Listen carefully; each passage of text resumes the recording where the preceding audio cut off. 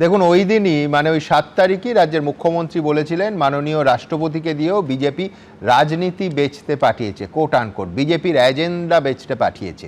মাননীয় রাষ্ট্রপতি নাকি বিজেপির ফাঁদে পড়ে গেছেন।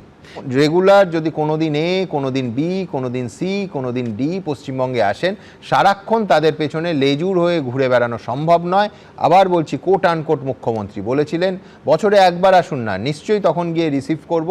কিন্তু রাষ্ট্রপতি যদি বছরে 50 বার আসেন, মুখ্যমন্ত্রীর টাইম কি এত আছে? মুখ্যমন্ত্রীর প্রায়োরিটি কোনটা? রাষ্ট্রপতি বিজেপির প্রায়োরিটি হতে পারেন, মানুষই মুখ্যমন্ত্রীর প্রায়োরিটি। ধর্ণা মঞ্চ থেকে সরাসরি বলেছিলেন মুখ্যমন্ত্রী, যখন মণিপুর, মহারাষ্ট্র, রাজস্থান, মধ্যপ্রদেশ বা ছত্তিশগড়ে আদিবাসীদের ওপর অত্যাচার হয়, রাষ্ট্রপতি চুপ করে থাকেন কেন? বিজেপি কি তখন রাষ্ট্রপতিকে মুখ খুলতে বারণ করে দেয়? আবার বলছি, ধর্ণা মঞ্চ থেকে ওই 7ই মার্চ রাজ্যের মুখ্যমন্ত্রী বলেছিলেন, কি বলেছিলেন দেখাবো।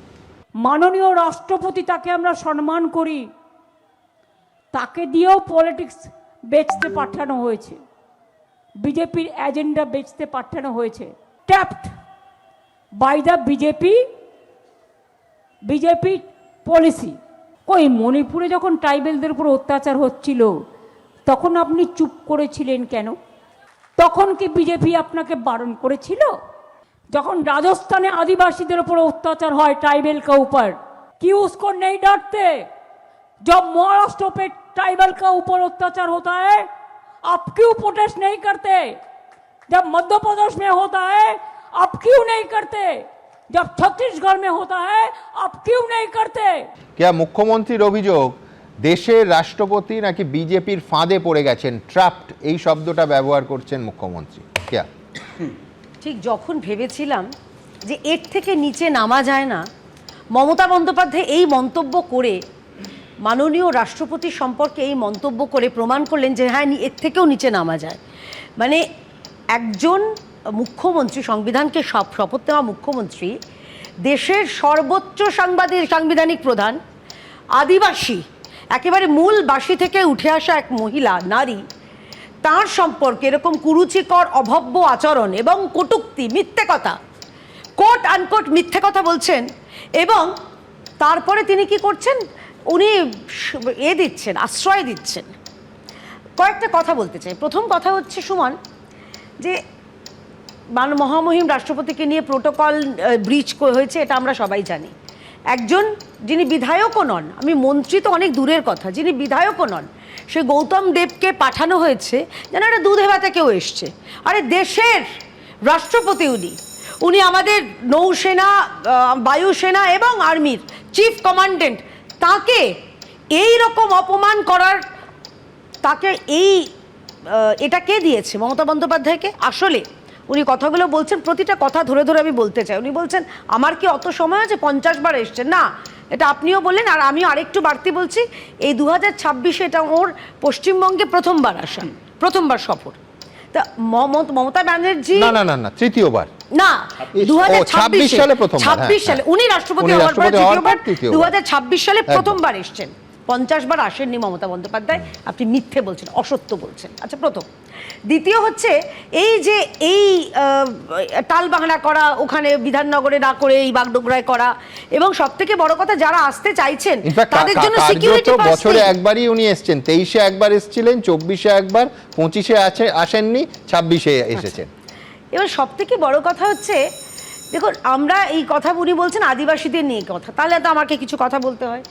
এই শিলিগুড়ি অঞ্চলে, কোচবিহারের ওই উত্তরবঙ্গতেই এই কয়েকদিন আগেই একজন আদিবাসী অন্তঃসত্ত্বা মা, তার পেটে লাথি মেরে তার পেটের বাচ্চাটাকে মেরে ফেলে তৃণমূলের গুন্ডা।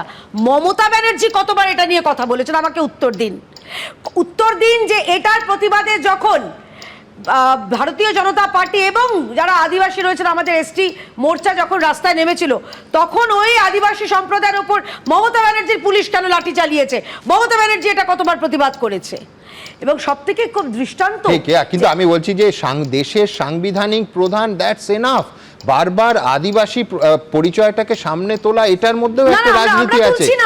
মানে আমি বলছি, তাহলে এটাও তোমায় বলতে হবে যে বীরবাহা হাসদা একজন আদিবাসী মহিলা, তাকে শুভেন্দু অধিকারী যেটা বলেছিলেন সেটাও সমানভাবে নিন্দাযোগ্য। অবশ্যই। যখন কথা এলো, সুমন, অখিলগিরি যখন ওই কটূক্তি করেছিলেন, কুরুচিকর মন্তব্য করেছিলেন, অদ্ভুতভাবে আরেকজন, আপনি যখন বীরবাহা হাঁসদার কথা বলছেন, কুণাল ঘোষ এবং বীরবাহা হাঁসদা ওখানে বসে উনি নিজে আদিবাসী সম্প্রদায়ের কেন প্রতিবাদ করলেন না? যখন দেশের রাষ্ট্রপতি তখনও মনোনীত হননি, নির্বাচিত হননি, তখন তার বিরুদ্ধে যখন এরকম কটূক্তি, তখন তিনি কেন বললেন না? না, ওনার দলের মন্ত্রী বলেছেন, সেই অখিলগিরিকে সরতে হলো, উনি অপরাধ করলেন বীরবাহা হাঁসদাকে চটিয়ে। সেটা অন্য অঙ্ক, আমার দরকার নেই। এবার আমার কয়েকটা তথ্য দিতে হবে। দেখুন, আমি কয়েকটা নাম বলছি সুমন: বিবেক ভরদ্বাজ, পুনিত যাদব, মনমিত কর নন্দা, অনুপ কুমার অগরওয়াল, চন্দন সিনহা, তল্লেন কুমার, সুব্রত গুপ্ত এবং সর্বশেষ মনোজ আগরওয়াল। এরা সবাই কিন্তু পশ্চিমবঙ্গের ক্যাডারের, যারা এই মুহূর্তে তারা দিল্লি থেকে তাদের ডেপুটেশনে পাঠানো হয়েছে।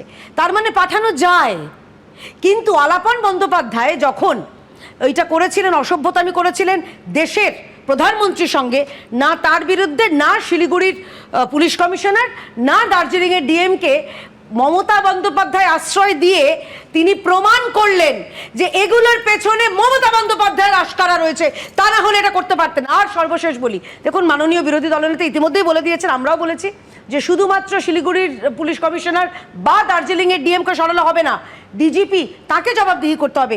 চিফ সেক্রেটারি নন্দিনী চক্রবর্তী, তিনি কেন এটার আওতায় আসবেন না? তার বিরুদ্ধে ব্যবস্থা নিতে হবে। কারণ এরা এই টালবাহানা করা, দিন পাল্টা, এই ভেনু পাল্টানো, চিফ সেক্রেটারি জানতেন না, এটা হতে পারে না। যদি উনি না জানেন তাহলে উনি পদত্যাগ করে দিন, অন্য কাউকে আসতে দিন। কিন্তু আমাদের বক্তব্য হচ্ছে যে একের বেলায় যখন এই মন্তব্যগুলো করা হচ্ছে দেশের মহামহিম রাষ্ট্রপতির সঙ্গে, তখন একটার পর একটা কুরুচিকর আক্রমণ। অভিষেক বন্দ্যোপাধ্যায়, তিনি কোন যোগ্যতায় তিনি দেশের মহামহিম রাষ্ট্রপতিকে রাজনীতির সঙ্গে তুলনা করেছেন? মহুয়া মৈত্র, তিনি তো ব্যস্ত থাকেন অন্য সময় সংসদে ঘুষ টুস নেওয়ার জন্য, তিনি একটা চমৎকার ভিডিও করলেন, আবার তার আবার অডিও আমরা গতকাল শুনেছি।